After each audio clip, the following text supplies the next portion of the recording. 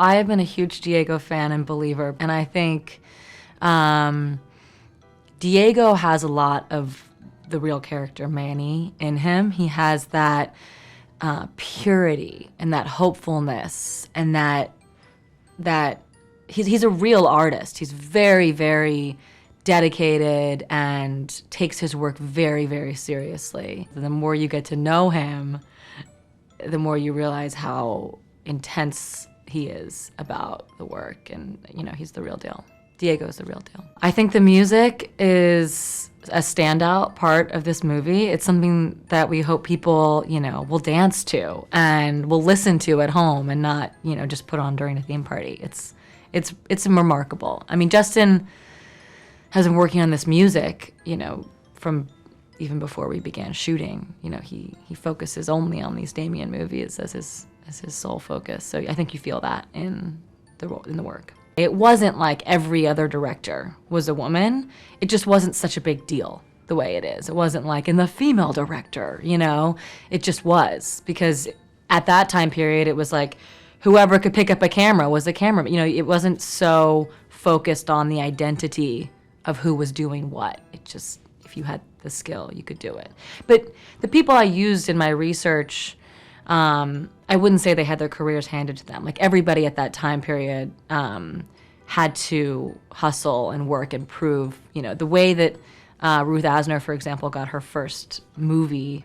She basically had to blackmail the studio into giving her the chance to direct. You know, it wasn't like anybody, women or men, just got things handed to them. So only the scrappiest and the hungriest made it. I just had no idea that Hollywood was actually like this, that the 20s were actually like this. And it took Damien showing me the source material, the photographs of the actual events that inspired his writing, to believe that it actually was that insane, that debaucherous, and that free. Damien, as you know, and I are very passionate about the theatrical experience. And so our only goal at the moment is to make movies that people will see in the theater. Babylon in particular, just the scope and the scale and the, I mean, it's an original epic. It's something that I hope people will remember the first time that they saw it.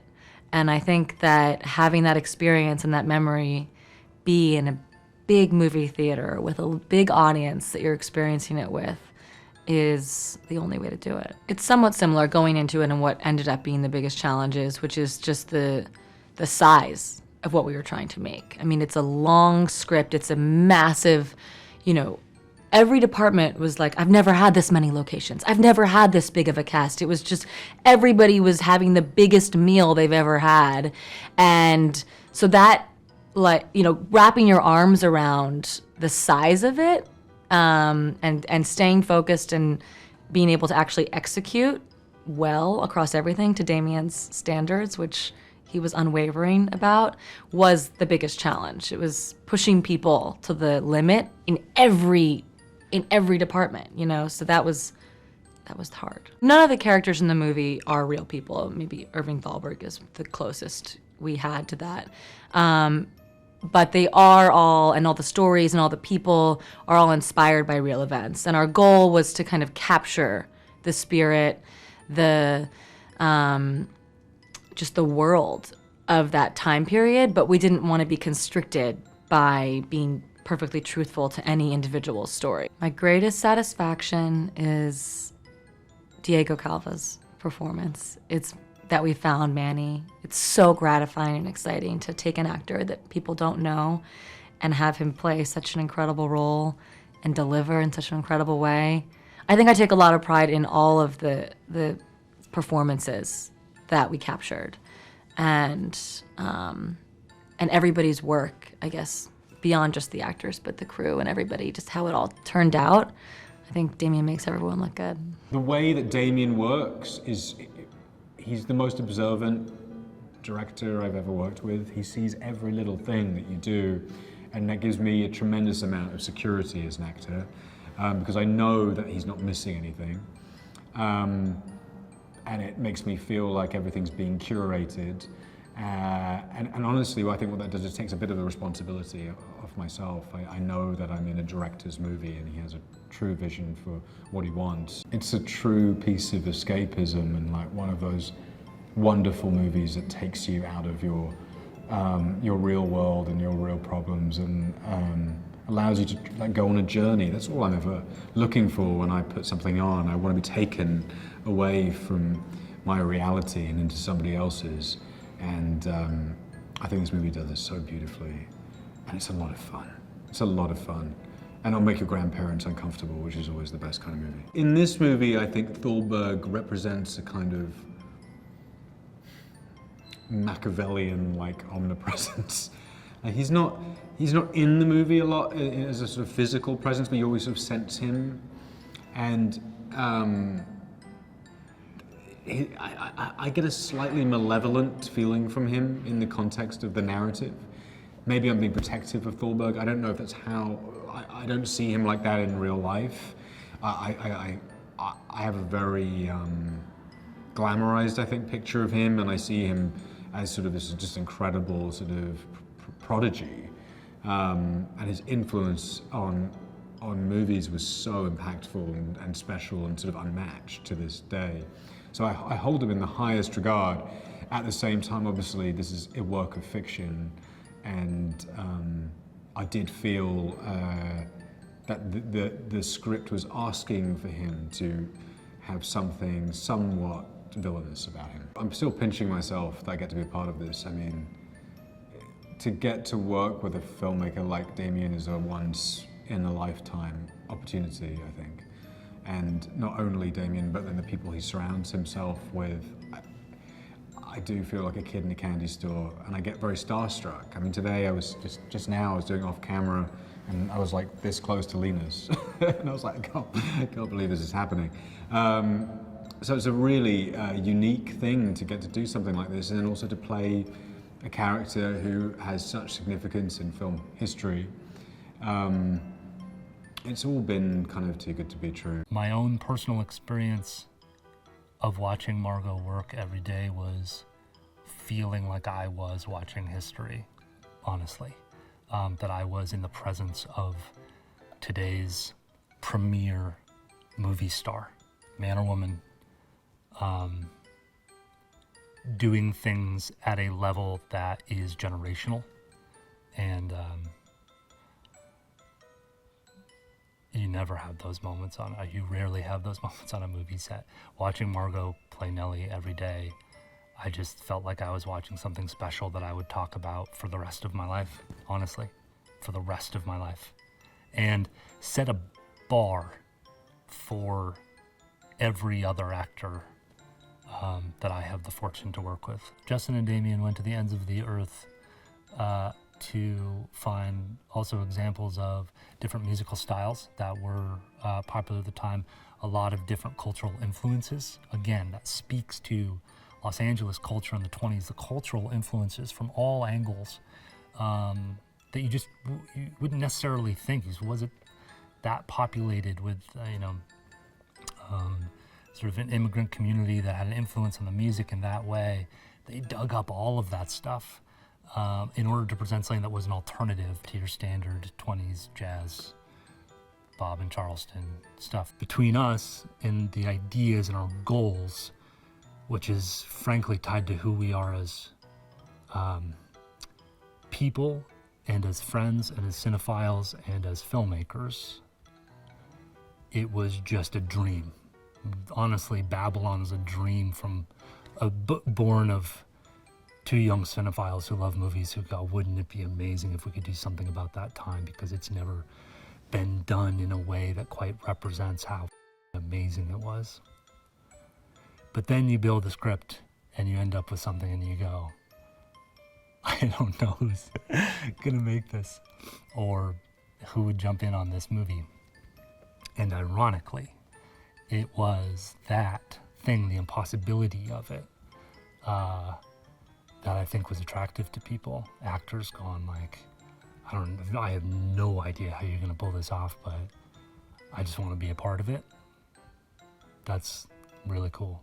and that happens very rarely. It felt very big in scope, but it felt like a lot of fun too, like a really interesting project to take on. So I just remember thinking that it's very big and it had a lot of working parts, but being really excited by the challenge of it. So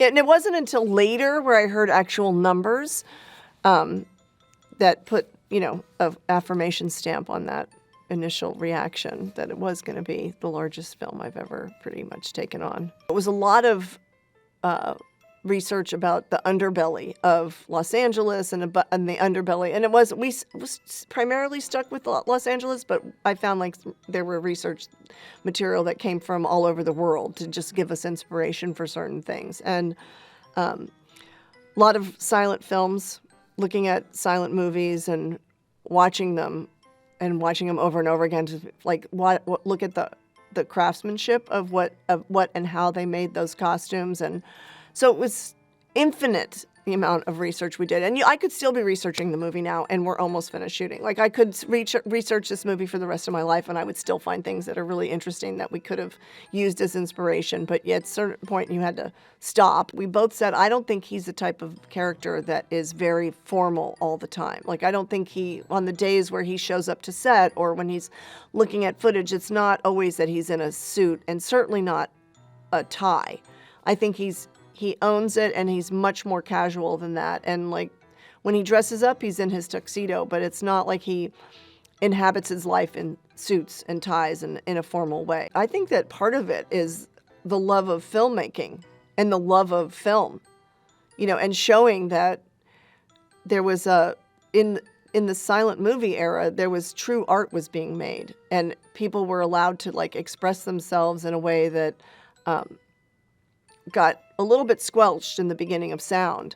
And so, I've never spoken to Damien about this, but it's like, it's this love of film, like what's happening now in terms of what studios and what filmmakers are making. Like, there are people who are still making movies that are about people and life and the way that Babylon is, but there's also a lot of other static in the universe about what sells a lot of tickets. And not that we don't want this movie to make money, but I think that this movie is about making art. She has a persona that she performs in, and then she's like what she wears to Don Wallach's. And that's, to me, is strong, and it's kind of who she is, and it's kind of ballsy. Then there's the performance wear that she wears when she's asked to do parts that she probably not necessarily wanted to take at Kinescope. And it's a lot more revealing and a lot more vulnerable. And I don't think that would be necessarily her choice of what she wears. And then what she chooses to wear in her real life is strong and it's sexy, but it's not necessarily revealing. It's classic and just sort of has a lot of style. And so I think, to me, that's the real woman, and that she was just like, she was living in the world that she lived in, and that's where they wanted an Asian American actress to be. They wanted her to be in these sort of subservient kind of costumes that would put her in a place that was not equal to other whites and other Americans and other women. And so it's subservient in some level. And so, but in her real life, she doesn't take any punches in her real life. And was the dichotomy in her closet for me. Like, that's how when she chooses what she wears, it's poised and elegant, and it's who she is. It's not who someone else is telling her to be. There was probably close to 1,000 speaking part costumes, just the speaking parts, and then 7,000 background. So that's a lot of costumes for one film, and very different types of characters for the speaking parts and the principals, and very different sort of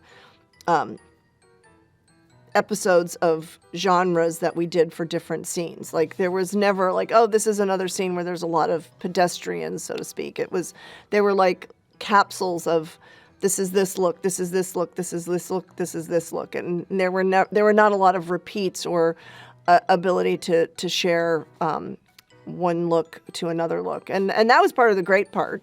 That was part of the great part of it, and it was also part of the challenge. We figured out Nellie together. I really believe that. And she was open to all avenues, but I feel like we discovered Nellie. I know that she did a lot of work on her own, but I know that we did a lot of discovery of the character of Nellie in the fitting room, for sure, because it was very helpful. And she's one of the most intuitive actors I've ever worked with, and so nice and so lovely and just smart as a whip. And she knew her character inside out and would come up together.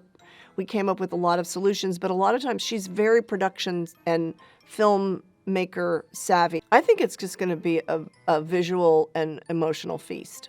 You're just going to sit down and go on this ride, and when the film ends, you're just going to be like, what just happened? Wow. Can I go see it again? Some things we were inspired definitely by Clara Bow, and some other just period research that we found. There was a picture of Clara in overalls. She did have something on underneath, but we also found another photo of a woman without anything on underneath the overalls, and that was something I was like, we need to try this on Nellie. So we found like a vintage pair and recreated, fit perfectly the way that it needed to fit and cover what it needed to cover. But and that we ended up using at the pool party. We sourced fabrics from all over the world, but mostly Europe. We sourced fabric from Europe, and then we found a lot of great fabric in Los Angeles and in New York. We did find some domestically too, but the suitings for the men primarily came from overseas. They just don't weave it in the United States anymore. And we were looking for very heavyweight suitings, which nowadays if you bought a suit today, it would be maybe the heaviest would be like a 9-ounce. And I was looking for 12, 13, 14-ounce wools. And so to source those, we had to go overseas. His ideas of the character arc of Manny were he knew him inside and out. And we were very much in agreement on how he starts, and that Manny is a man of very little means, and he doesn't have a ton of clothes. And I think that he wears a pair of black pants and a white shirt. He doesn't have a tuxedo shirt. He wears just a white button down, and he has somehow gotten his hands on a tuxedo jacket and a bow tie. And that's how he cobbles together his look for the Wallach party. But we see him without the jacket and the tie in the very beginning. And he wears those pants and that shirt. I mean, we have multiples of them, but he wears that through his whole arc while working for Jack. Like, he gets one sport coat and one overcoat. And we had another sport coat, but we never ended up using it because it just felt like he's not making that much while he's working for Jack. And so it was the choice of like the lack of clothes for him, or the lack of new clothes for him, and also the structure of the clothes. You try to find something that feels timeless and contemporary almost, and relatable, and that is also something that could very legitimately come from the 1920s. Absolutely. It just makes it so it doesn't feel like this is this precious thing that we're looking at, and there's a way to let the audience in because it's something that that's not that offhandish sort of period veneer. It's something that's like visceral and relatable. And yeah, I mean, there's no reason why someone couldn't wear what Nellie wears to the Wally party to a club today. It's awesome. It is a film about making film. It is a film about a real transition in cinema history, and it's also approaching it a way that no one's done before. No one has ever depicted that time in Hollywood the way this film does. And I think people are going to be really shocked. I mean, I was shocked when I started doing my research, because I think you think of the 20s as being quite, buttoned up and Charleston, and, we've seen that depicted on screen in a very polished way. And actually it was just such an insane and debaucherous time. It was just wild. I think there's something just innately pure about Manny, and Nellie senses that the very first time she meets him, and I think it's the way he looks at her, kind of like from the night they meet, he kind of looks at her like he loves her and would do anything for her. And I think the selfish part of her recognizes that could be helpful for her. And then I think the hopeful part of her kind of recognizes that no one's ever really looked at her like that, with like a pure kind of love, not kind of a destructive kind of need or desire. So I think she knows deep down that Manny will always look after her or do whatever he can. She's an aspiring actress. She kind of catapults into the film, and she is trying to get into a Hollywood party, and she's not on the guest list. She's not invited, but she is going to get into that party no matter what. And she's just arrived in Hollywood, and she's going to be a big star. She knows she is. She knows that's what she was destined for. But she comes from nothing, and she's going to take it. She's not going to let anyone stand in her way.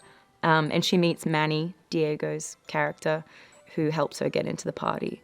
And that kind of kicks off their relationship. They keep crossing paths, and well, you'll see. Was it worth it? Oh my God, yeah. I think it will be the thing I'm most proud of in my entire life and my entire career, but also my entire life. And the biggest challenge, I would say, was just having the stamina to be Nellie. Like, she is so exhausting, and I've played exhausting characters, and I know I can. I have good stamina. Like, I've worked with directors who do 20-hour days and make you improv the whole thing, and I've worked with directors who don't give you a script and push you to the brink, and I've worked with all kinds of directors, and I love it, and I know that I can. Like, I know I can handle it. I'm never like, oh no, I can't. I'm going to be too tired to act today. Like, I know I don't have that mode. I can keep going. But Nellie is the hardest character by far that I've ever played. It's madness the way they used to shoot back then out in the desert in broad daylight because there's no sound. It was like a cacophony of noises, it's so different, and which of course in the movie you then see how different things are once you enter, the stages and the studios and you have mics, and everything has to be so quiet. But to begin with, it's like it's all blaring, harsh sunlight and crazy noise, and all the sets next to each other, all filming at the same time, and that's how they used to do it. And pouring asbestos for snow and whatever, and it's just madness. Brad is exceptional in this film. I mean, I'm a huge fan. He's exceptional in everything. But there's something really special. And maybe it is that thing of like seeing an actor play an actor that feels like a little bit like you're seeing, I don't know, it's like you're seeing behind the curtain or something. And he's such a movie star in real life, and he's such a movie star in this film. But he's also, the character is incredible, and he does incredible things with it. But he really says the things, his character says the things that I know Damien feels about the film industry and about, that we all kind of feel, why it's special and why it matters, and he articulates it. Oh my God, Damien is the greatest. He is one of the greats of our generation. He is an auteur.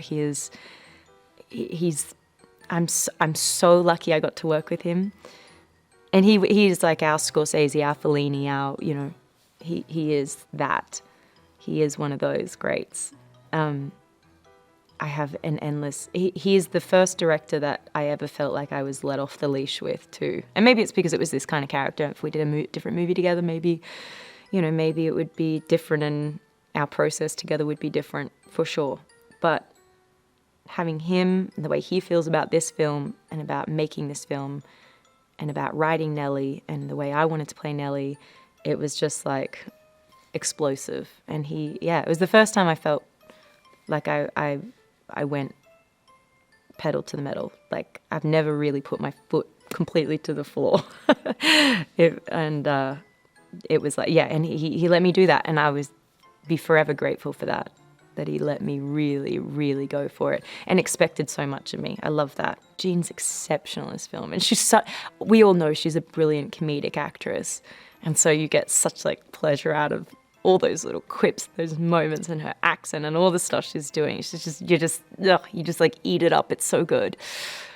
But then her dramatic moments are just like, I can't think of another scene in a movie I've seen in any recent decades that has hit me in that way. It's so impactful and special, and she delivers it beautifully. Lady Faye has this composure that Nellie is never, ever, ever gonna have. And I think it's so perplexing to Nellie that she can be all these things and then hold it so still at the same time. I think stillness is something that Nellie is just never going to achieve. So there is something so intriguing and magnetic about Lady Faye. And Lily is, Lily's done Broadway. I mean, obviously she can sing and dance. She's exceptionally talented on a lot of different levels.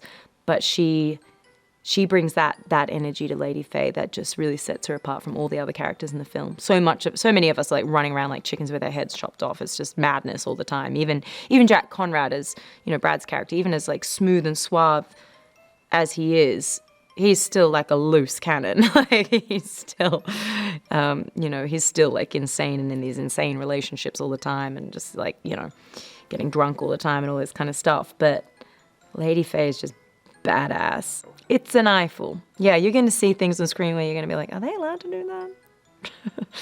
Because I remember when we were shooting it, I was like, surely we're not allowed to do this. Like, surely this will never make it on screen.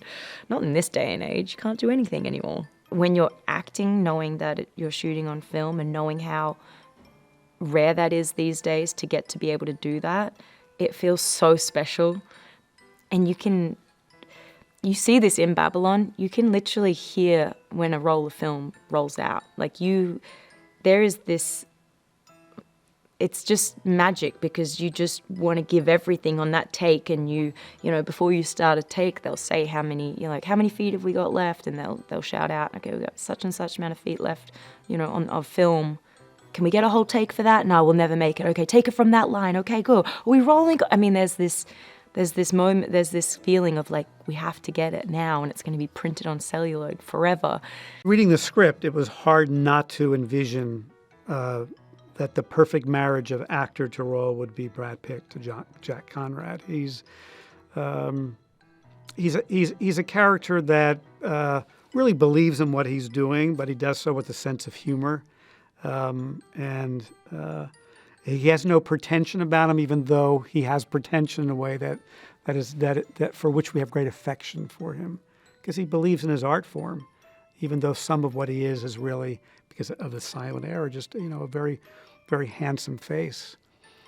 And there is something meta about Brad Pitt playing a character like that, and yet it's a character you haven't seen Brad play before. Damien always has the movie in his head, literally frame by frame. But he does have a unique and exquisite talent of marrying camera to his story, marrying design to his story, integrating all those disparate pieces into the way he tells a story in every frame. The immersive quality of this film, the cinema, the sheer cinematic language of it, the sound, the music, the visual, is in fact immersive. And the experience of seeing it on the big screen is going to be unlike any other. This journey of the script to me was surprising indeed, because it's a Hollywood I hadn't seen before. I don't think most people have. We all know there was a silent era. We all know that talkies came in. We've seen that story depicted in one way or another. But we've never really understood what it was like, what it felt like, what the texture of this society was, what it felt like inside. And Damien takes us there. He takes us to Hollywood, Los Angeles, 1920s, which was a very open society, a very free-spirited society. It was the Wild West, really. The character of Manny is literally the eyes of the audience. He's someone who's an outsider trying very hard to get into Hollywood. And that's very aspirational for many people. We're all sort of hooked on celebrity and Hollywood and storytelling. And so he has this presence, and he talks to us with his eyes in a way that was very appealing, very relatable, and very accessible. Because Manny has to be very accessible. He's also very authentic to playing a character whose family crossed the border from Mexico, who's an outsider, trying very hard to fit in, to find his niche, to find an opportunity, which is what the character does. Damien has a great eye. His production designer, Flo Martin, has an extraordinary eye. And so recreating the feeling, the texture, the dust, the heat, the desert, the orange groves, all of that, we were able to do with some really innovative thinking and really smart location finding.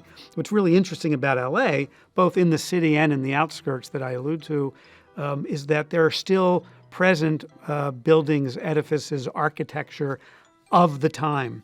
So if one can find that street corner with the right architecture and look in a certain direction, and the palm trees are there, you can literally be transported back to 1920s. When audiences go to the theater, because it will be an event to go to see this sprawling film, and it will be so satisfying and so unlike anything they've experienced before, that it will be one for the ages, I think, and one that demands to be seen in the theaters, to be experienced, and to be remembered in that way. When we speak about perfect marriages of actor or actress, in this instance to a role, I can't think of anybody but Margot who possesses the same kind of fearlessness in how she approaches all her roles, but how she approached the role of Nellie Leroy.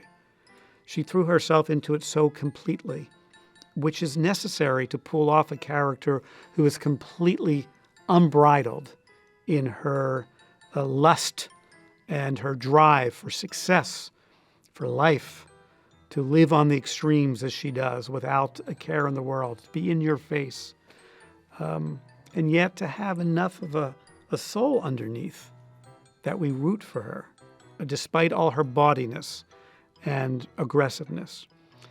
And not only was Margot fearless in creating this role, in bringing to life what was on the page in a way that I can't imagine anybody else, she was also just such a professional in the way she approached it. There was no task too great, no direction too daunting, no turn she wouldn't take to explore this character, to take her to her limits, because it's a character who lives out on the limits, but does it on her terms. And Margot is breathtaking in the role. The Wallet Party is the most decadent thing I've ever seen, ever, on film or anywhere else. It was insane. I mean, people falling from the rafters, you know, sex and drugs and every kind of drug and sex and craziness that you can imagine, elephants and just total nuttiness. It was really amazing to see it happen, and the choreography, everything about it is just like phenomenal and hard to believe. Actually, being there was like, you felt like you were actually witnessing a moment in history, not then but now. Like, it was that intense of an impression. Anyone wants to live in the status quo, and they're doing great as it is, so he doesn't want anything to change.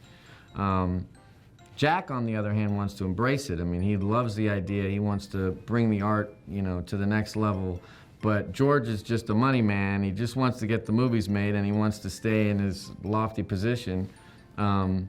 So it definitely, it changes everything. It really was the beginning of Hollywood in every way, you know?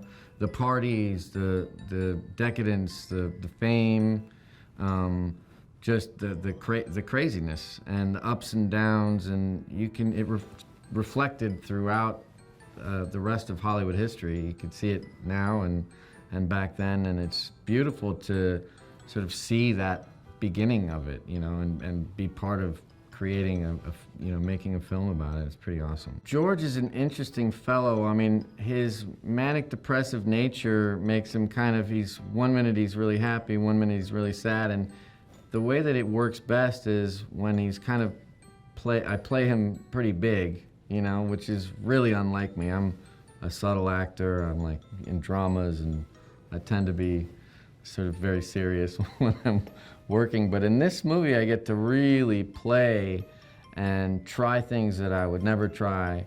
And Damien encourages it so much, and he's such a playful director, and he's so creative and in the moment and ready to try new things and experiment and just go off on a tangent, and like he'll just give you a take or two to just do anything, anything. So playing George Munn has been exciting, and I've been a little nervous about it because I'm not used to kind of going there like that. But it's been a really fulfilling and beautiful experience. It's typecasting, it's true, there's a lot of that. It's very meta, the whole movie is super meta. But, and it's typecasting in a certain way, but Brad elevates it, so it's all sort of elevated. It's bigger than life, and it's like the essence. It's like the sort of the pinnacle of the idea of a movie star, and he really inhabits that in such a beautiful way. And I think can't imagine anyone else being able to actually inhabit it the way that he does, it's pretty amazing to get to watch it. Damien is saying a whole lot. I don't know if he has a particular idea in mind in terms of what he's trying to say. I think he's giving us a portrait. He's reminding us, of where we come from, in particular movie makers and actors and everyone in his industry. He's reminding us of what we come from, and showing us how quickly things change. This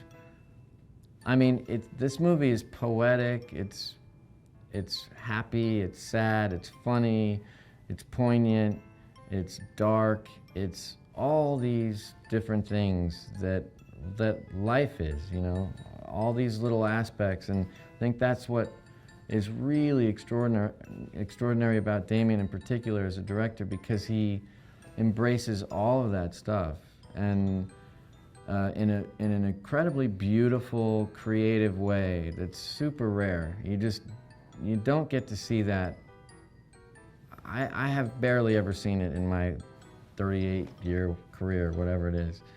I've barely ever seen it. Diego is soulful and artistic, and he's a lovely, lovely person, and he's connected. Like, he connects to each scene in such a fundamental, beautiful way. I think he really holds it down. And he's the heart of the film, and he's doing such a beautiful job. It's really a joyous thing to get to watch, because it's his first big movie like this, and he's really taking it in stride, and he's worked very, very hard, and he's a real professional, and he's incredibly talented, and I think he's bringing a whole lot to that character. Manny is just he's like a runner, he's like an assistant, and Jack sort of takes him under his wing. He really likes him, and he introduces him to George, and George gives him a couple of assignments, basically, and Manny passes him with flying colors. He kills it for him. So, George is all for it, and Manny's a real sweet guy. He's there for whatever they need, and Jack loves him. So if Jack loves him, George loves him. With every actor, whatever the meta aspect is, they really transcend that within the character itself, and Brad is the example of that. I mean, he's got a certain presence and charm on set, and the nuance of the different levels that he goes through the arc of his character.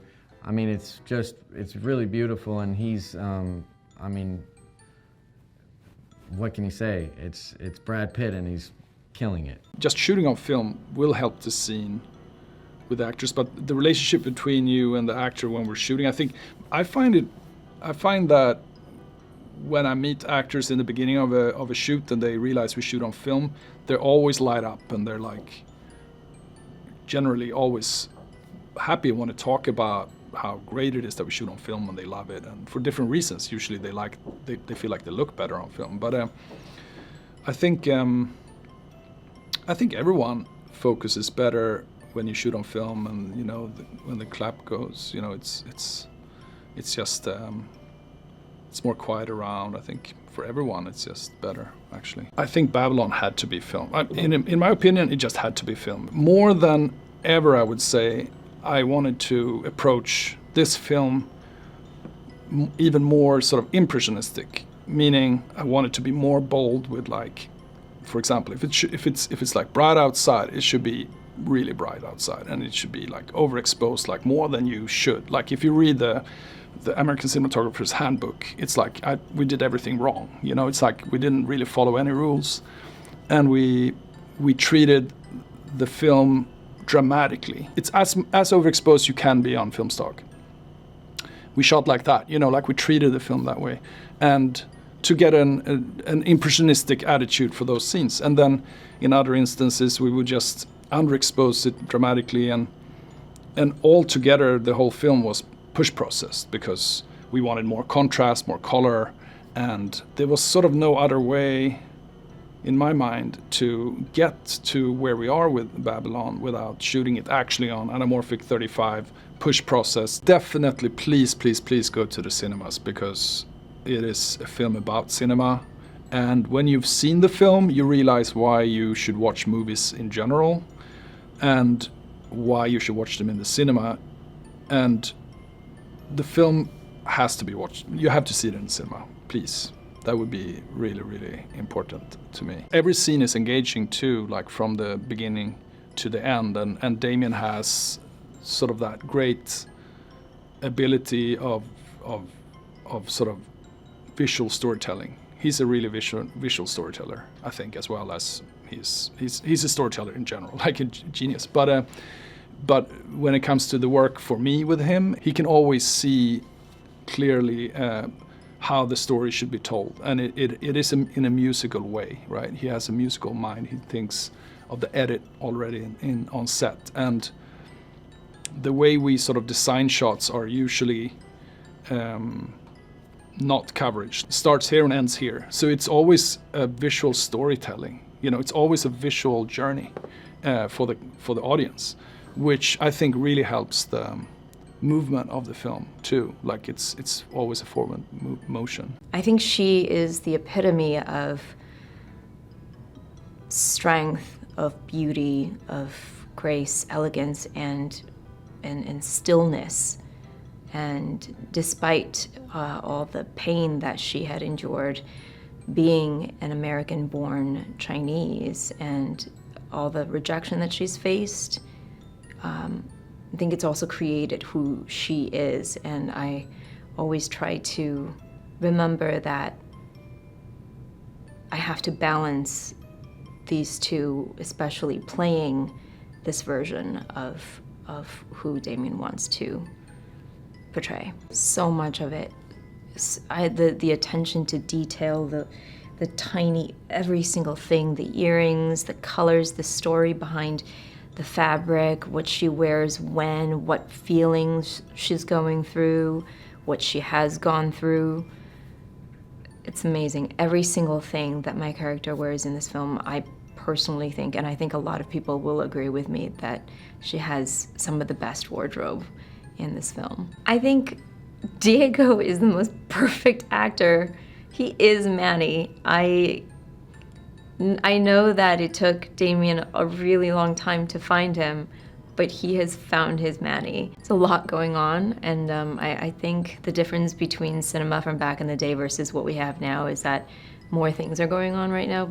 You know, with silent films, with black and white films, I feel like it's a much slower pace. And it's very hard, I think, for me at least, to watch older films because of the speed. But this script was just, there was so much detail to it that I had to stop, go back, and make sure that I got all of it.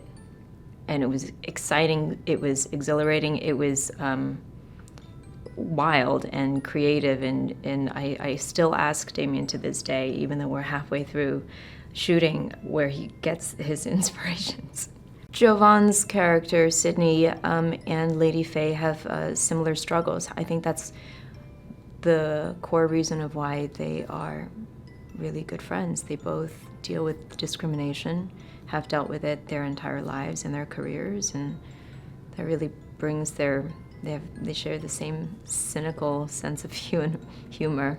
My challenge in bringing her to life is I want to play her as authentically to who she's based on as possible. I think the nuance of her history is so delicate because it's so easy to misunderstand some of her numbers as racist or stereotypical, because without context, it can be misunderstood as just that. But I have to make sure that I convey the pain that she goes through and the sacrifices that she has to make in order to be accepted as who she is, and hence the reason why she plays into the fetishization of who she is at that time. Nellie is just a spitfire of just ball of energy, of raw energy, and I think she is everything that Lady Faye is not, and I think that's why she was very attracted to her, because you see this raw talent, uninhibited, unfiltered, and I think it's a breath of fresh air for her. Damien is incredibly imaginative, and he's so visually clear on exactly what he wants and how he wants it to look, and he knows exactly how to communicate that with everyone, including how to speak with us actors when it comes to directions. I love that he pays so much attention to detail, and I love that we have the comfort of knowing that we will never move forward in a scene, in a take, unless he's happy. He's also, on top of that genius that he is, he's also kind and humble and goofy and just so incredibly funny and collaborative. He's just incredible to work with. Such an honor. Everything has been so beautiful, from the theaters around here downtown LA to especially last week when we filmed in my parents' laundromat. I wasn't even born then, and nor did I ever spend any time in a Chinatown in America during that time, but it could not have felt more authentic, and it brought me right into it. It was so emotional just being on a set like that with my parents. It took not a lot of effort to get there because it was so real. And then my character's bungalow was so beautifully designed.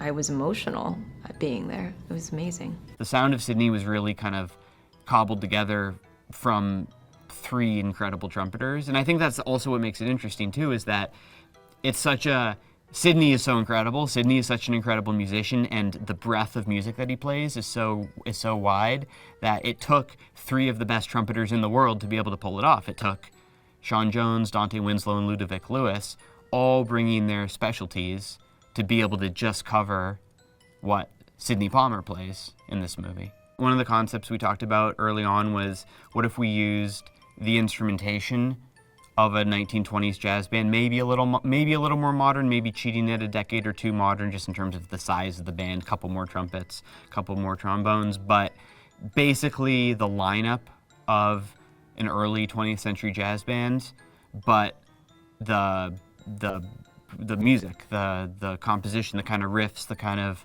chord changes, the kind of rhythms, the kind of dance beats, all of that would be much more futuristic, much more modern than the 20s. I think that was sort of the concept. That was one of the early things we talked about.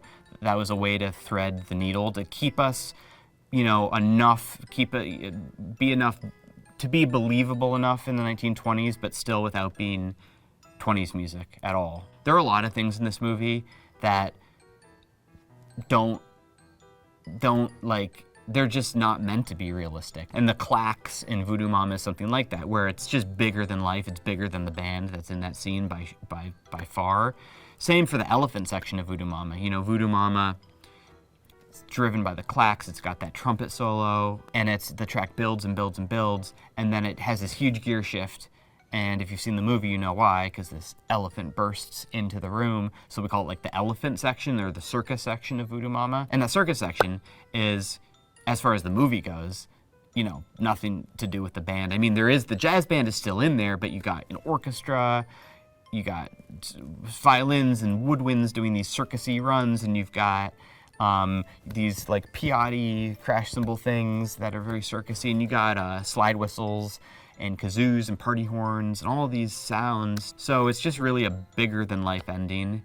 And it's one of the things we do many times, where something may start as a band then build into something else that is score and that is so much bigger than what could possibly be in that scene. Casting the musicians was really important. It's something I've never done before. In the past, I know a few musicians, but I also mostly just take whoever the contractor brings. And sometimes those players are perfect, but for this, there were just a few types of cues. The Sydney cues, obviously, those dance sax cues. Couple other things that I just want something very, very specific. I had something very specific in mind, so actually searching for the right people to do that, casting those musician roles was a big part of the process. I think 1920s music it wasn't right for this movie. We wanted music that was more aggressive, that was more in your face, that was dancey and coked up and eccentric, and so I was listening to things like millennial dance anthems. I love those for this movie and for fun, both good for both uses. King of the Circus, I love that piece. When Jack comes to burst through the doors of the Wallach party, and it's ho ho ho ho, it's all these voices. It's like 30 of my voice, a bunch of other voices, but they couldn't get I had this very specific like made up accent and intonation that nobody could get. It's like ho ho ho ho, and it was the way you attack the note and then drop and then build back ho ho. We got a lot of interesting voices on it that are adding weight and variation to it, but there's like a lot of me doing it because it's this very weird made up accent that I could not convey to people. So anyway, King of the Circus, Jack bursts through the door. It's these like weird indigenous sounding chants. It's like very primal, very like he's king, he's the king of the circus. So like bringing in a lot of these real, in some cases, or just like made up but kind of campy sounds that are like exotic. That was part of this score too. I hope they remember the melodies. I hope they remember the tunes. I always love that. That's like the best. Like when somebody hums one of our tunes after seeing the movie or after listening to the soundtrack, if something sticks with them, if the Call Me Manny tune sticks with them, or if the Voodoo Mama thing, do do do do do do do do, if that sticks with them, if any of that sticks with them, that's the highest compliment. That's what we go for is to create music that is going to stay with people, that they could hear 1 year, 5 years, 10 years, hopefully longer, after seeing the movie, and they know what movie it came from. They know that's Babylon, that's the sound of Babylon. I remember watching the movie. That music takes me back to the movie. That's the sound of Babylon. This is the most complicated score I've put together by far. The amount of tunes we needed across the whole score, for the performances, for the score cues, for everything in between. The layers, the amount of sessions we've done over the past year and a half at studios all over, the amount of players, the amount of options, the amount of, like I said, going and getting like 5 different trumpeters to play this solo, all the like world percussion sessions, all the sort of eclectic and eccentric percussion sounds and party sounds and circus sounds, and putting it all together, combing through it, finding it's been a really exploratory process, and so you end up with huge hard drives, huge sessions, so many options. We've been mixing the score for 5 months. This is a person who's a minority who's coming into a predominantly white industry, and he's, I think more than anything, Manny and Sydney connect just off of the pure hunger of survival and wanting to be able to take care of themselves and to possibly take care of their families. I think Sydney respects that. I don't think Manny's the type of person, at least when they first meet, that's going to try to pull a veil over your eyes. I think he's a straight shooter. He's hungry and he's intuitive and he's clever, but I think that there's definitely a connection of respect for Sydney towards Manny and vice versa. I think that's the thing that's been consistent in his life.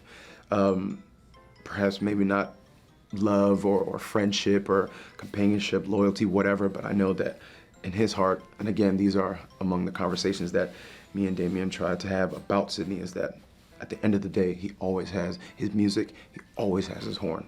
So as much as you get to see Sydney, whenever he's holding the trumpet, I wanted it to feel like that was like a piece of him, and that's something that he wasn't easily ready to, disregard or not pay attention to. Sydney is, I think, at his base level, he's an outsider in comparison to most of the characters in this film, and he's a talented artist, a musician, and he's somebody that's always, I believe, always had to have a bit of a chip on his shoulder just to protect himself and protect his personality and the things that he does care about.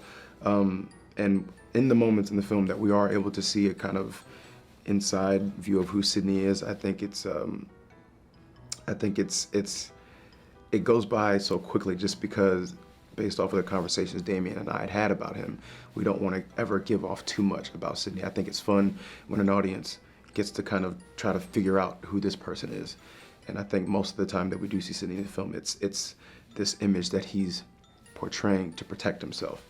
But he ends up earning an opportunity in a weird way to get much more exposure and to become one of the first stars that are a person of color, and he's kind of trying to figure things out as he goes along because there is no one else that he can kind of look at to research and study as far as how to behave and how to carry himself in Hollywood. He's one of the first in this context of the story, so getting to play that, I guess, does give you a bit of creative license and freedom, because in this world, in this universe, he's the earliest, the first. He's before Louis Armstrong, he's before Miles Davis, he's kind of the inception of the musical movie star. I think the biggest obstacle for me was to remain focused, because there were specific shots where Damien really wanted to zoom in on my playing.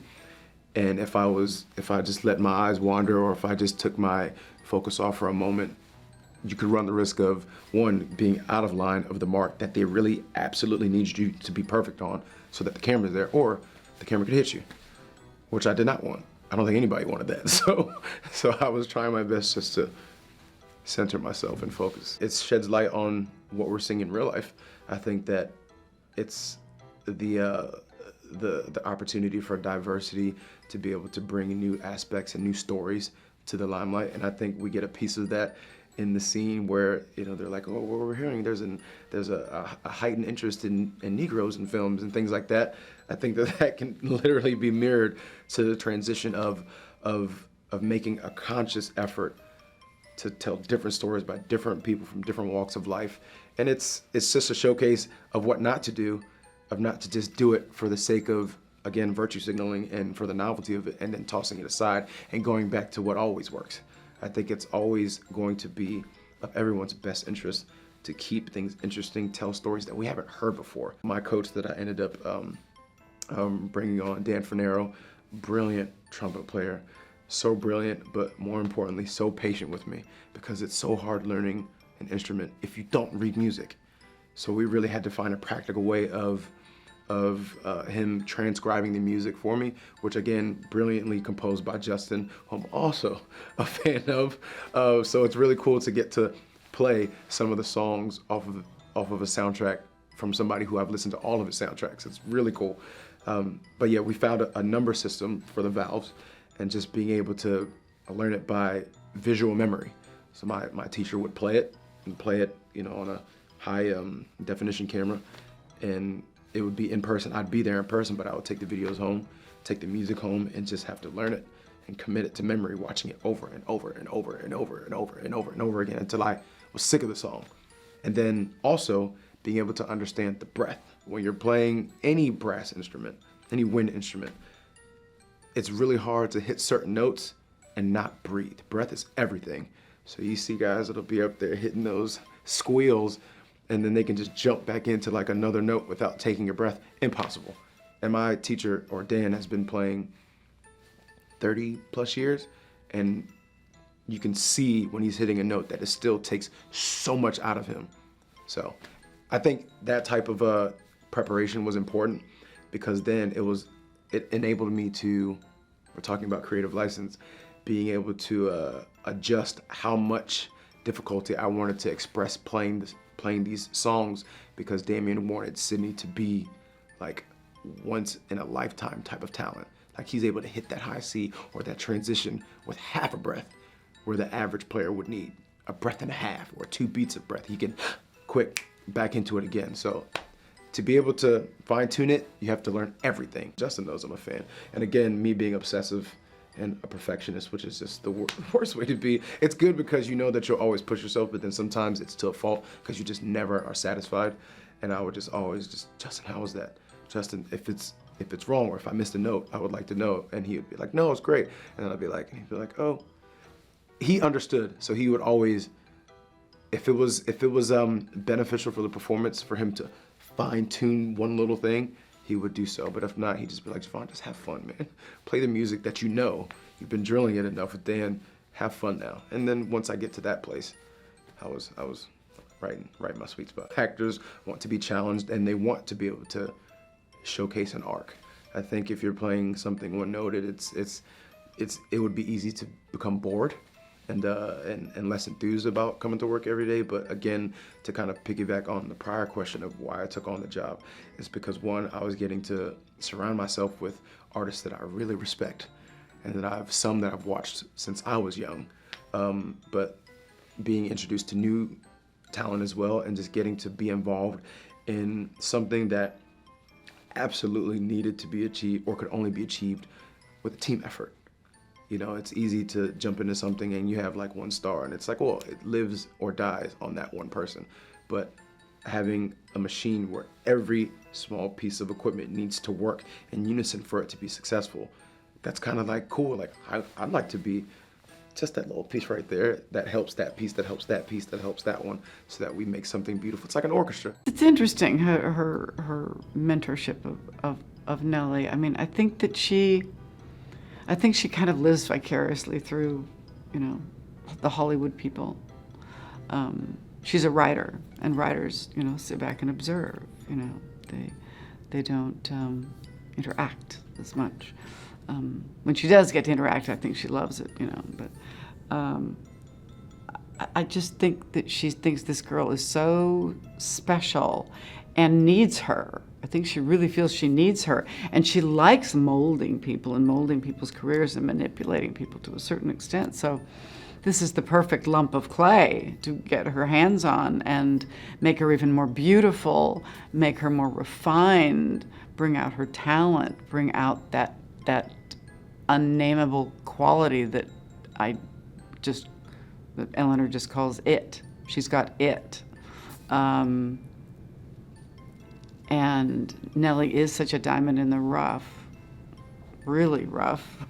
First of all, it's such a great script, and I thought, you know, that period in Hollywood when we're transferring from the silence to the talkies is just fascinating. And of course, you hear the name Damien Chazelle, you think, you know, where do I sign? He's so brilliant, and turns out to be as nice as he is brilliant. My first reaction, though, when I read the script was, whoa, was Hollywood as wild as all that? We have some party scenes that are pretty uninhibited, shall we say. Good costumes always help. always help. It makes you move differently. It makes you feel differently about yourself when you look in the mirror. It makes you, puts you in a different time period in your mind. I mean, or remind you of characters from books or movies that you've seen that, you know, people underestimate how important that is, you know, and she's, you know, one of the best. I mean, she's stellar, and she's had all of my costumes handmade. Some of the pieces are antiques, and she's had a milliner make all my hats. So that's been really fun. Jack Conrad is Brad Pitt. He's the Brad Pitt of his day.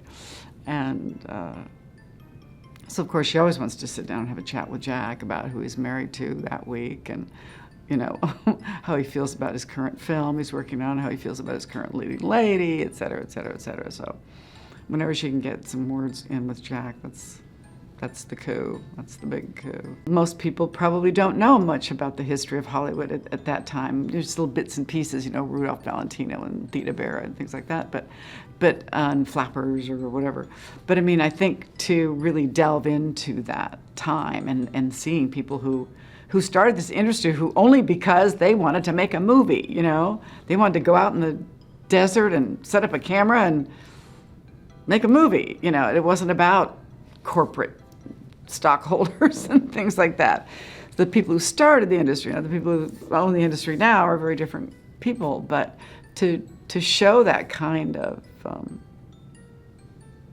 entrepreneurial spirit and innovation and the craziness under which circumstances of which movies were made, and how sometimes you'd be making a Western, right, you know, 100 yards from where they were doing, you know, a Roman battle and something else, you know, 100 yards from that. And, you know, you realize you had no cell phones, you had no, I mean, how did you make a movie without walkie-talkies, you know? They had megaphones, that was it, you know? I just think people will be delighted, you know, to see that early rough and tumble way it started, because it's become so slick and so high-tech and so glamorous. And to see that it came out of such humble, wildly imaginative beginnings, and then to see that shocking switch to the talkies where it ended careers literally overnight, changed the entire industry overnight. The party that opens kind of, you know, the opening of the film after the elephant part, it's out of control, pleasure being the god for everybody, and it's just a wild bacchanal with not a lot of sensitivity to who gets hurt or who doesn't get hurt. People are just gonna do their thing and go crazy and get high and let the good times roll, you know, come what may. It's this feeling that anything is doable and anything is possible, and you're protected and you're in a space where it can all happen. And I think for a lot of people, it was, you know, everything that they weren't allowed to do their whole lives, and all of a sudden they're allowed to do it, and not only allowed to do it, but encouraged to do it. Bob Levine is a fixer. He works for the studio, Kinescope Pictures. His boss is Don Wallach, who runs Kinescope Pictures. And Bob puts out fires. Bob deals with problems, whether they're personal or business, or things that need to be done that aren't easily done by businessmen. You know, such as a girl ODing and having to be carried out, and the body needing to be gotten to the hospital, whether she lives or survives, in a way that's most convenient for the studio, without shedding, you know, without bad publicity, without just things that need to be straightened out. An actor needs to be straightened out, someone needs to be straightened out. Bob Levine figures it out and gets it done. There are so many things about this film that help an actor or help me to get there, you know. You know, like we said, Mary, the outfits, the set design, the locations, and, you know, Damien. He is so clear about what he wants from the scene, like he knows what he wants, and he also gives complete flexibility to to light your fire however you see fit. And he's awesome, you know. I'm really like blown away by him. I think he's in a zone that's just awesome. You know, in terms of experience and insight and enthusiasm and energy and just this macro picture and all, you know, all the little things. Like, he's really focused in, man. He is dialed in. So all of it, everything is set up for everyone to do their job the best that they can, and that's awesome. Bob Levine is very different than me, but that's art. I really love the artistic process. You know, I'd done things in movies for a long time. I think I did my first one like 40 years ago with Penelope Spheres, Suburbia, and for a long time, I liked that. I love movies. I like the idea of acting, and I would show up and do it. But I did a movie about 7 years ago that resonated with me really powerfully, and I took it upon myself to actually really take the craft of acting seriously and to start studying it and learning it. And I love and relish the opportunity to honor the soul of a character who is nothing like me, and to, you know, find that vulnerability or ugliness or, you know, weakness or thwarted love that makes someone act in a certain way that is, like, you know, not harmonious with helping, you know, with being a loving person at all. So I really enjoy the opportunity to be someone that's nothing like me. Sound changed the world, and especially in movies. I mean, it changed the world. It changed how you felt in a movie. It changed how you got involved in a movie. It changed everything. And so, you know, before sound, it was a picture, and it was happening, but it didn't go in you like sound does, and reverberate in your body and make you feel the sound of a voice, of a car accident, of a scream, of a gun, whatever it is. And so, you know, sound, it's like when you go through puberty. You start off as one thing and you end up another. Same thing with movies. It is Damien, it is Brad, and it is Margot. This combination of artists is unbelievable. Wait till you see this. And they're just, and they all like each other. So it's they really create together, and they're a hell of a team. Robert is not a successful actor. He's an actor, and he's known a bit, but he's not successful. He's not a star. He has no name value. He's just known. And his daughter in this movie explodes. She becomes this thing, and it's hard. It's hard for weak men to have strong daughters. Nelly, she's a starlet. That's how you say it, no? So como like a girl that wants to be an actress. And the same as Manny, she just dream bigger. She really, it's not the same as Manny. It's more like she knows she's a star. She's just waiting. She's just waiting for the world to realize. She's looking to go to that kind of parties, to meet a producer, to take a chance, you know? But she's completely confident. That's, I think, is the first thing Manny saw on her. Like, this is a wild, crazy girl, but it's the opposite of me. Manny's saying sorry at the beginning of the movie a lot, because sorry. He's trying to be, like, polite all the time. And then he met this girl that is the opposite.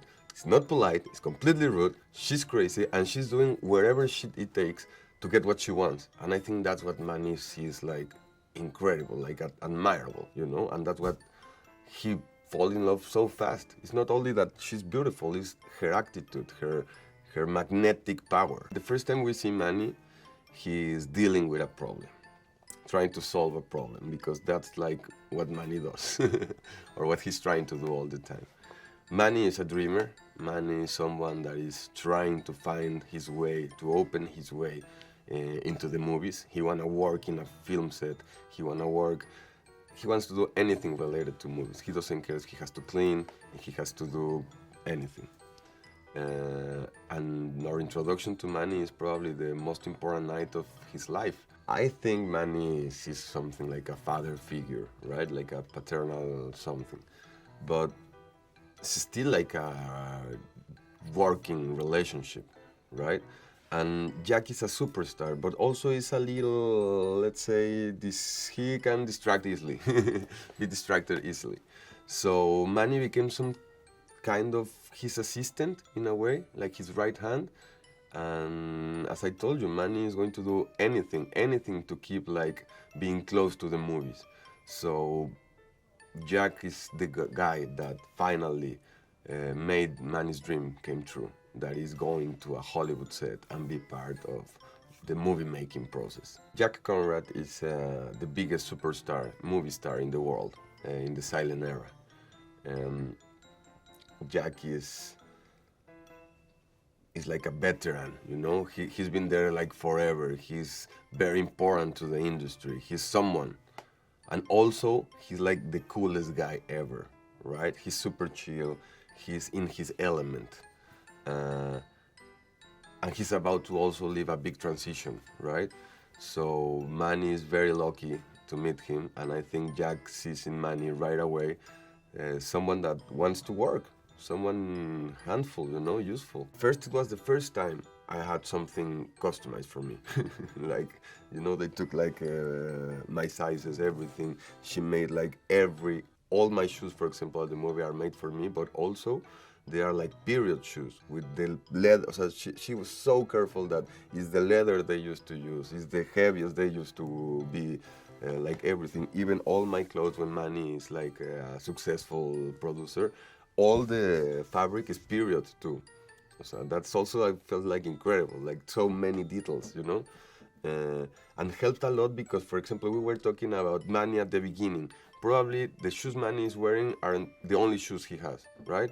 So he cleaned it every night to look sharp, but they are super old. But for example, the tuxedo is not his. So it's a little big or a little maybe like small for him. So he's not really comfortable, right? So that was super important to play all the first part of the movie because Manny is actually all the time trying to, you know, how do you say acicalar, like to arrange himself. With this movie, I actually became an actor, finally. This was like my college, you know, in a way. My life is changing every day. I still have to wake up and talk to the mirror for a while and meditate a little and realizing it's happening, it's true, and learning also to feel proud about it, right? And one day at a time, I guess, like Manny. But I'm grateful that Manny showed me what I don't have to do. The choices I don't have to make. I never seen someone so dedicated, so obsessed, but in a good way, with his craft. Someone that prepares everything that much, but at the same time that trusts to his team a lot, you know? With that capacity of bring the talent of a lot of people into one idea, right? And at the same time be super caring about it. Someone that creates something very solid, but at the same time is super flexible to being curious and play, and someone that more than once asked me like, you want to try your version? How do you feel about this take? I have what I want. Do you want to try something else? And that for me is like a true artist too, because it just brought the best of all of us every day. I never seen also like someone that just don't sleep, or I don't know, he's working all the time, you know? Like I remember him editing in the car. I remember him changing lines in the way back home. It's like I always saw him work. And that's a truly inspiration. And there's no way that if you see someone that is putting all his time, all his heart, all his like talent into it, don't try to follow the same track and be, you know, at the same level. Try to be better every day. So it was incredible. I basically early on became interested in those early days of Los Angeles and Hollywood when they were still getting built and getting kind of figured out. And but the more I sort of looked at that period of time, the more I became aware of just how crazed and insane the people were and the environment was. you know, it was this sort of larger-than-life assemblage of misfits of all stripes who kind of came together to build this city out of nothing, build an industry out of nothing. And there's a certain kind of crazed behavior that comes from that. So I wanted to try to capture in a really unvarnished, unsanitized way, just the extremes to which they lived and worked and partied, and what that kind of behavior led to, both good and bad. On a bigger level, I think I just liked the idea of looking at a society in change, you know, and you know, in the case of Babylon, it's a society that's undergoing a change that's both incredibly rapid and really incredibly violent. You know, I remember being shocked when I first started reading just how many suicides there were, kind of all grouped around this short period of time. You know, it gives you a sense of the human cost of this thing, the human cost of, you know, we like to use words like disruption now in a kind of euphemistic or positive way, but, you know, you look at what these people, these human beings went through at this time, and yeah, it puts a face on the damage of that kind of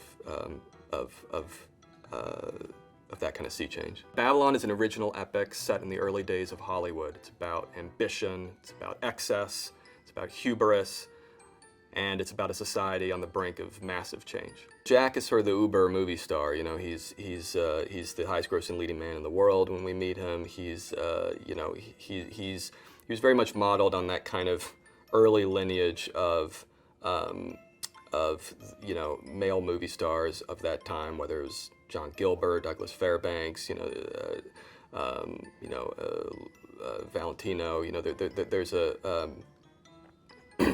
this kind of ideal of the romantic leading man. You know, at a time when, again, the whole idea, you have to remember, the whole idea of a movie star was this sort of novel concept. So Jack Conrad, you know, he's one of these guys who has reached the apogee of stardom right at that moment, at that fulcrum, where the kind of love and adulation he inspires is really hard, I think, even for today, for us to fathom. It's near, you know, it's like a near deity. What I wanted to do with the movie is try to look at the whole organism as a piece. I mean, there's all these individual characters, but really there's also the sort of macro character of the town, of the industry at this moment in time.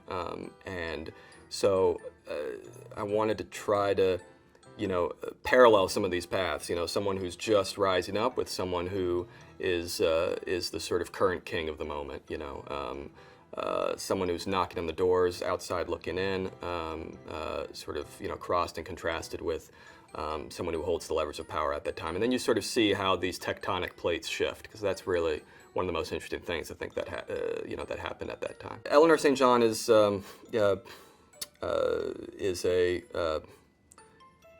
combo, you know, journalist, gossip columnist, fixer, you know, puller of the strings, sort of socialite. She's kind of, you know, this sort of reigning dowager empress.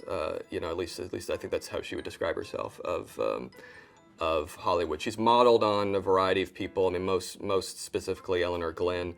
You know, but also, you know, as you get a little bit later in Hollywood, obviously, people like Luella Parsons and Hedda Hopper, and you know, I think she's someone who I think revels in the power she has to kind of, you know, make or break careers and you know, discover people, and whatever the opposite of discover people is, you know, sort of make a point of forgetting people. The operating principle with Nellie was that she's a force of nature, that she's someone who, you know, just kind of crashes into everything that she encounters, but there's a kind of magic that arises from that. It's part of why she becomes a star so quickly. It's also part of why she and her career encounter problems so quickly. You know, but she's very much, I would say, kind of representative of that that real Wild West spirit of the time, where the old rules were out the window. You know, the Victorian age was a memory. World War I had demolished all of that. And here you are in this kind of wide open land of California where, you know, the possibilities seem endless. And you've got this mushrooming town, mushrooming industry where people all over the country and the world are flocking like moths to the flame. There's a sort of collective hysteria and madness that comes from that, and she is absolutely, you know, an embodiment of that. She works hard, she parties hard, she lives hard in every way. Her full name's Lady Fei Zhu. She's a actress, singer, performer, title card writer. You know, a little bit of a sort of a Renaissance character. You know, who just kind of wears a lot of hats. Very much like a lot of the people of that time who, you know, might have been mostly defined by one job or another, but really would do a whole variety of different things, either behind the scenes or in front of the camera. Manny is our eyes and ears. The idea for me was to, you've got a world here that's so larger than life. I wanted to show what it might be like to experience that from an outsider's point of view. So the idea of someone who, up till the very beginning of the movie, is, you know, kind of peering in from the outside, kind of knocking on the doors, wishing he were in this thing that he's kind of on the margins of, and using him as our, as our access point, as our, you know, ultimately our guide through the story. I think a lot of how the movie was structured to me was also just kind of, it wanted to be structured through the idea of these parties and how the parties of LA, of Hollywood, change, you know, because parties can kind of tell you almost everything you need to know about a society. You see who gets in, who doesn't. You see who rules the roost at the party, who doesn't. Within the party, things, you know, people can move up, people can move down. And of course, it's an excuse to get all your characters together if you're doing a big ensemble piece. Music, of course, has been a big part of silent films in terms of how they were shot, how, you know, you would have mood music on set, you'd go to the theater and music would be playing. But the idea of actually having music tied to the screen, and the idea of what we now call musicals, you know, and putting musicals on screen, that was, that of course was really a byproduct of sound, and a byproduct also of just the desperation that Hollywood felt right at that moment of trying to figure out some way to justify this invention so it wouldn't be just a novelty. So immediately they turned to what the, you know, what they deemed the popular music of the time was, what music the kids were listening to, and that was, that's the type of music that Sydney plays. You know, in LA, it was a lot of the kind of music that they would be hearing in Central Avenue, the Central Avenue clubs. This was basically synchronous with, in New York, the Harlem Renaissance was happening at this time. So there was this moment for a certain kind of jazz and a certain kind of music that lent itself to what Hollywood thought it needed right at that moment. And so there's this interesting window where just for a matter of a few years, Hollywood started filling short films and even feature films with black performers, black musicians, black actors. There were all-black films, you know, famously like Hallelujah and Hearts of Dixie and things like that, and a whole host of shorts featuring people like Duke Ellington and Louis Armstrong and Bessie Smith, just trying to reach out to the music, you know, basically the most popular musicians at the time, and trying to kind of yoke them to this new thing of sound cinema. So with Sydney, I wanted to try to kind of tell a little bit of that story, you know, situate someone who, when we first meet him, is very much in the margins of the film industry and has no real interest in the film industry. He just happens to live in the same city, but he's not at all interested in partaking in this thing called Hollywood. But when sound comes in and he's offered a spot, you know, he might hesitate at first, but ultimately he bites, and we go along the ride. We go along for the ride with him. I think what I was drawn to the most was anytime I would see, you know, an image from the time or from research that felt like it could have been today, you know, or felt like it could have been from 500 years ago, you know, or felt like it could have been from the future. The idea was to try to, everywhere we could, show you something that you would not expect from your own kind of preconceived notion of the 20s. Sometimes that meant fashions that predated the 20s. Sometimes it would mean fashions that seemed to post-date it, but again, everything was rooted in fact. I mean, everything was rooted in the photographic record, the oral histories, the research, that we all kind of collectively did. We didn't want anything to be anachronistic. We wanted to be true to the time, but we wanted to be true to the time in a way that would completely subvert any expectations. The hope with this was to sort of demolish the expectations of a period piece, and especially of a movie about old Hollywood, to show that that really on the fundamental level there was no difference between then and now, I mean, something that happened to me a lot when I was researching or kind of putting this together was, I would stumble upon things that shocked me. I'd stumble upon anecdotes or episodes that would just leave my jaw kind of hanging. That's what I wanted the movie to do. That's what we don't often get from period movies. Something that can really sort of shock and rattle and take an audience on a real roller coaster ride. That was the hope with this. For a role like Nellie, you need an actor who truly has no fear and can just kind of take the screen as though she's sort of grabbing it by the sides and shaking it to do whatever she wants it to do. That to me is Nellie. That to me is Margot. That's where the two of them sort of merge. I think in many other respects they are incredibly different people, but there's a kind of energy and fervor and hunger that they both share that I think that was something personal to Margot that she was able to tap into. And however she summoned those kind of forces forth, again, she did it in a way that was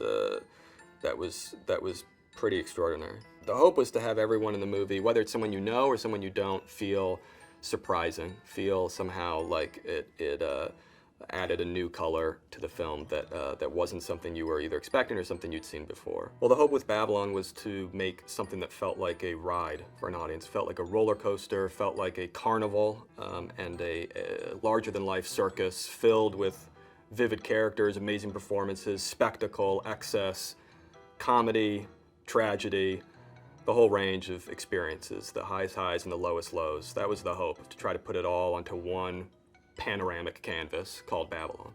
One of the things that's amazing working with Brad in whatever, I can imagine whatever role. I mean, he's one of the few people today where I think you get some sense of what the old school movie star really might have been like.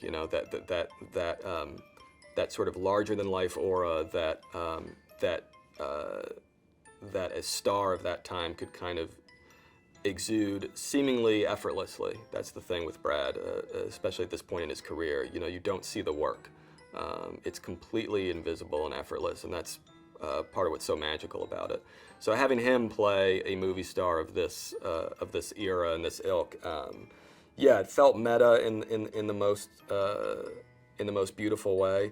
But it also felt like it gave us something to actually really collaborate on together to make it and the performance personal, and to have it be a canvas where he could inform it with his own experiences in a way that hopefully take it beyond just a sort of depiction of a movie star and into something where you really see sort of the raw humanity underneath that. I did a lot of auditions trying to find someone who could play Faye, and Legion Lee just it's like that old school thing. It's the triple threat. She can sing, she can dance, she can act, but more importantly than all of that, she just has this kind of way of completely seizing the frame without seeming to do anything. There's, again, an effortlessness to her that just speaks to old school stardom. So it was really exciting to see that quality in someone whose work I didn't really know. And I think that's what's going to be really exciting for audiences to discover her. I've been a fan of Jovan's for a while, but I think what was especially exciting to me about working with him in this role is it felt like he could show a whole new side of himself in this role. Sydney is has a swagger to him. He's funny, he's sexy, he's headstrong, and he also goes through a real kind of a real transformation of himself as a person as well. So I needed someone who could tap into that, and Jovan was the perfect person to do it. Diego Calva was incredible to watch as the dailies came in, because he immediately had this presence. I mean, he could kind of own the screen. You could just, there were moments where I would just want to stay on him and not cut. I just want to stay on this look he was giving. And there was something in his eyes. I think great actors have it. They can own the screen. And I was really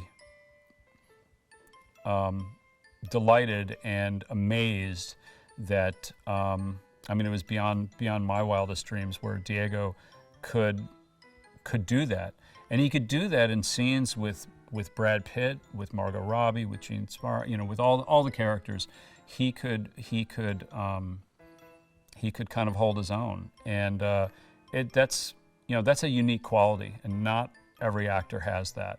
A lot of actors don't have it, but some of the best, in my experience, some of the best definitely have it. And Diego, he just has something, and I'm looking forward to seeing more of him and seeing what he does next. The thing he talked about with Babylon was that this was going to be a true ensemble. That's what he hoped for the movie.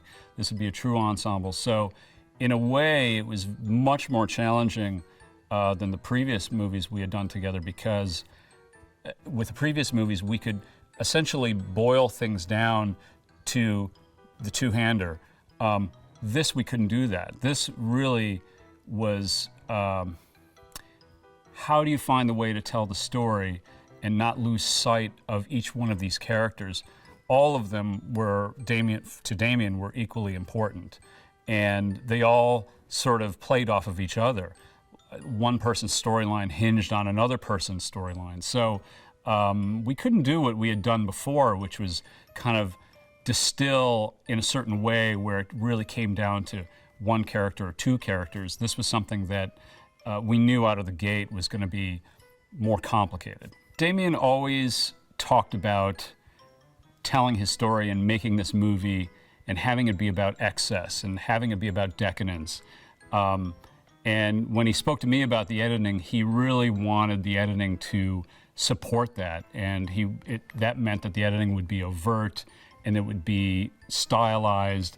It would do a lot of heavy lifting. So as an editor, that's very exciting, because we don't often get the opportunity to work in different styles and do certain things stylistically. But also, I had an idea that it was going to be a big job. There was going to be a lot of cutting and a lot of heavy lifting, a lot of moving parts. So I was both excited at the prospect, but also a little afraid.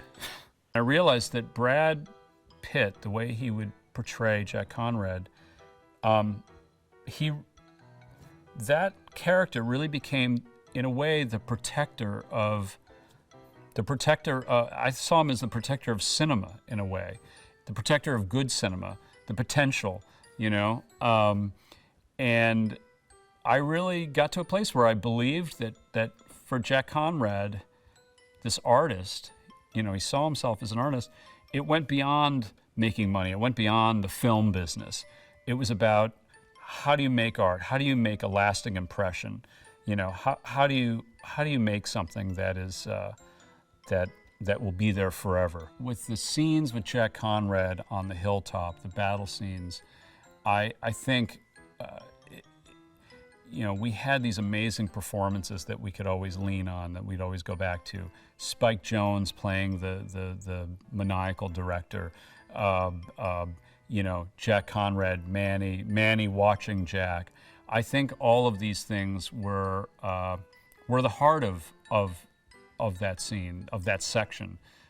So in a way, every time we went back to that, we knew we could always lean on those characters. And so the idea was, as long as we didn't lose those characters, and those characters include Gene Smart playing Eleanor, who's kind of taking notes and watching this through these opera glasses from afar.